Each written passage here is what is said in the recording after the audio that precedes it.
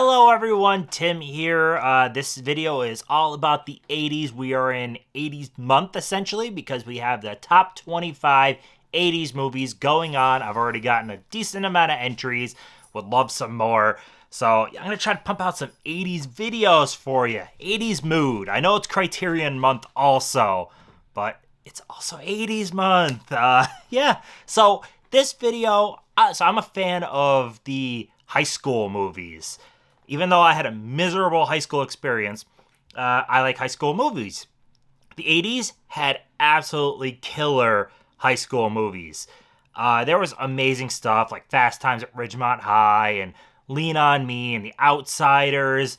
If you want to consider it, I love Christine. Christine deals heavily with high school, or Carrie is very high school. So lots of great stuff. I have my top 5 here that I tried to kind of balance things out a little bit, and it's a little varied. I don't know what you'll think about it, but I love these movies, and that's all that matters, right? Okay, for number 5, I'm going to go with the movie that desperately needs a Blu-ray. We're going with the 1988 classic, Stand and Deliver. How in the hell has WB not put this thing on Blu-ray yet? But I'm a big fan of, especially like the inner city, the schools that don't have enough funding. There's all types of problems. I like those type of movies. Like Lean on Me was very much so that type.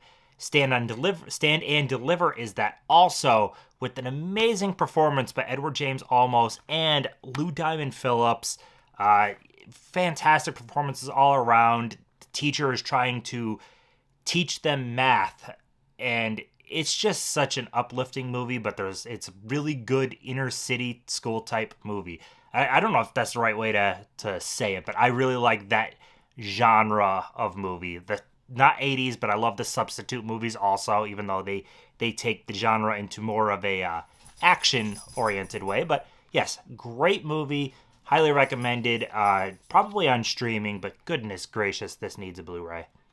Next one is going to be drastically different than Stand and Deliver. We are going with Heathers with Winona Ryder, Christian Slater. This movie is batshit crazy, weird, dark in tone. Not at all, I guess, what you would think it would be, but it is, she is fallen in with the popular group, which is a bunch of girls named Heather, and she hates them and dreams of them dying, essentially. Falls in with Christian Slater, who is little loony, and stuff happens. This is a weird movie, offbeat tone. I liked it a lot. It wouldn't be anybody's traditional experience besides the being outcast and putting up to a certain stereotype or level, and you have to live up to it. Like, she doesn't want to be the popular girl, but she's kind of in with that clique, so she has to be part of it. But yeah, this is a really good movie. Killer ending. Yeah, this is great. So definitely check out Heathers if you haven't. Love the Steelbook also. But yeah, that's number 4. Number 3, we're going with a Robin Williams classic, absolutely stellar movie, Dead Poets Society, about a pretty much rich kid school. But Robin Williams is a teacher who inspires the kids. He actually cares. When he was at this school, he had a group of friends who were the Dead Poets Society. They would go off and they would read poetry with each other and inspire each other. That kind of died off, and when he became to be a teacher, these kids found out about his Dead Poet Society, brought it back to life. Excellent movie. Fantastic performances. I cannot recommend this one enough. This is 89, I believe it is. I believe it's 89. So freaking good, though. And now, I didn't want to necessarily put 2 of the same director in here, but honestly, this list could just be comprised of John Hughes.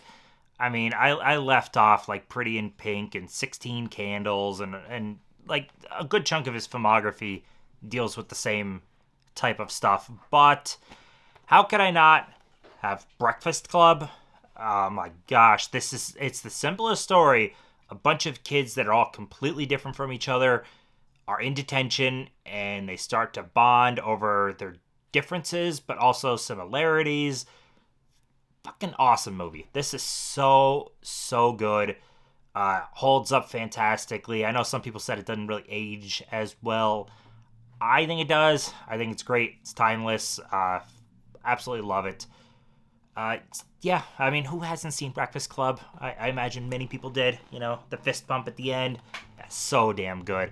It was really hard not to even put this at 1, but in number 1, keeping with John Hughes, yeah, I'm going Ferris. So Ferris doesn't hit the emotional heartbeats, I guess, that Breakfast Club, I was almost going to say 16 Candles, but that Breakfast Club does. It has some moments, but it's overall more fun and more nostalgic for me. I clicked with this more than any other high school movie at the time. Ferris just ditching school to go have fun. I loved his character. I love this movie. Rooney is an awesome character because he's such an asshole trying to catch Ferris. I adore this one. So, yeah, I know they were talking about like potential legacy sequels for this. I hope it doesn't necessarily happen, but if it does, I'm still gonna check it out. But yeah, that is my top 5 that I kind of struggled with. There are so many great high school movies in the 80s.